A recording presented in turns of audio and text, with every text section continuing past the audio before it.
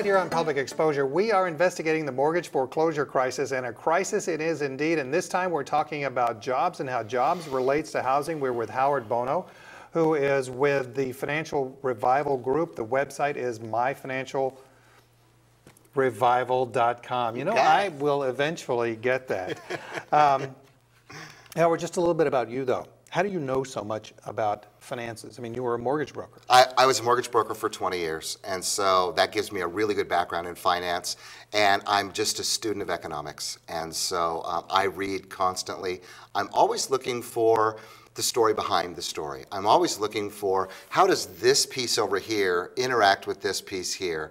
One of my favorite books is Freakonomics. And if you've ever read that book, you'll see that they take very unrelated issues and put them together and to help understand a particular situation. And I just have a knack for that kind of thing. It's September the 28th, 2011, as we record this show.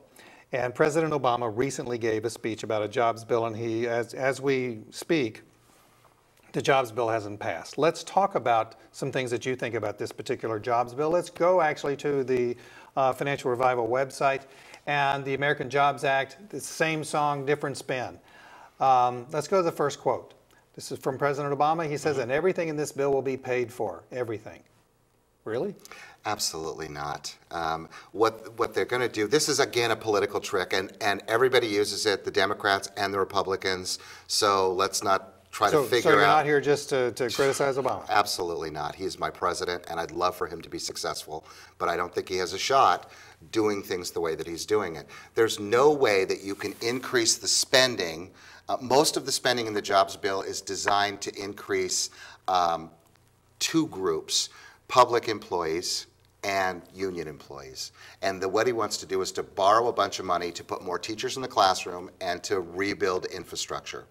So there's no way that we can borrow money like that and have it be paid for without some kind of accounting tricks that if we used in our personal budgets, we would end up in jail. Let's go to the next quote, because President Obama's got a lot of them.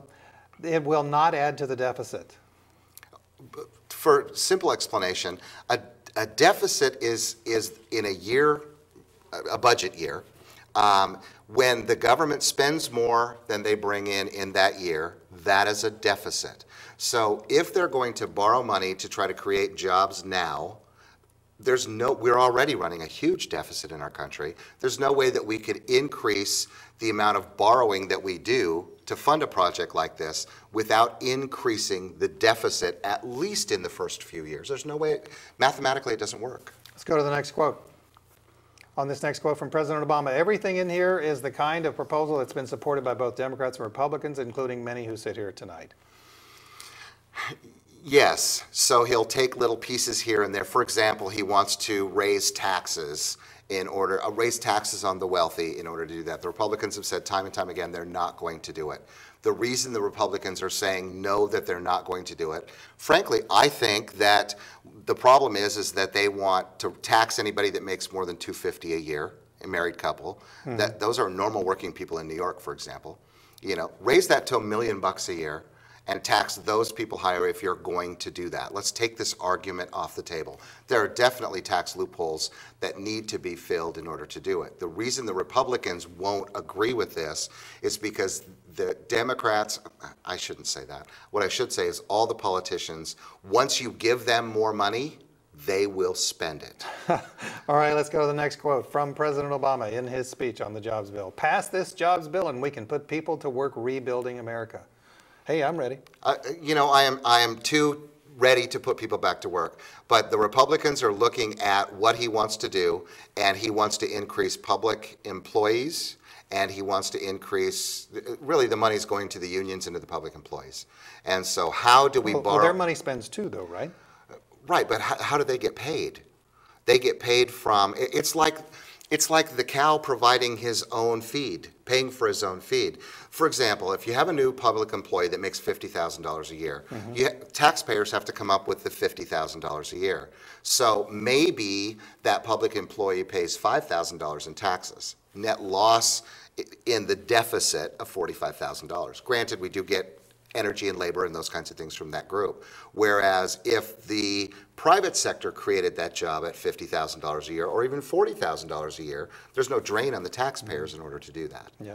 Let's go to another quote from President Obama in the jobs bill. And to help responsible homeowners, we're going to work with federal housing agencies to help more people refinance their mortgages at interest rates that are now near 4% and going down. I believe that the housing market has gotten us, well, I don't believe it, I know it. The housing market has gotten us out of more financial situations than anything else. It's been proven that for every house built, it generates about $90,000 in taxes over the life of that property. Wow, that's a lot. For every house built, 2 full-time jobs are created for roughly a year to build a house. So, and then you start adding in the real estate agents, you start adding in the finance people and the inspectors and all of those things. The housing market really brings a lot of people in, the appliance people, all of that kind of stuff. And so the idea here is to spend more money on housing to create jobs. One sentence of his entire speech was dedicated to housing, and there was a giveaway in there of why it's not going to work. He said responsible homeowners that are upside down in their house should be able to refinance their house. So now what he's saying is, if you're upside down in your house, you should be able to refinance. That would be great if we could do that. But he's going to go back now and say, what is a responsible homeowner? And so the irresponsible homeowner has been blamed through the media for this entire mess. People that bought too much house are the problem. That's what the media has been saying. I disagree with that completely. So who's going to make the decision about whether they were a responsible homeowner or not? This will be another government program that's not going to accomplish anything. Right here in Public Exposure, we've been talking with Howard Bono, who is of the Financial Revival Group. Go to the website, myfinancialrevival.com. We'll see you on the next segment of Public Exposure.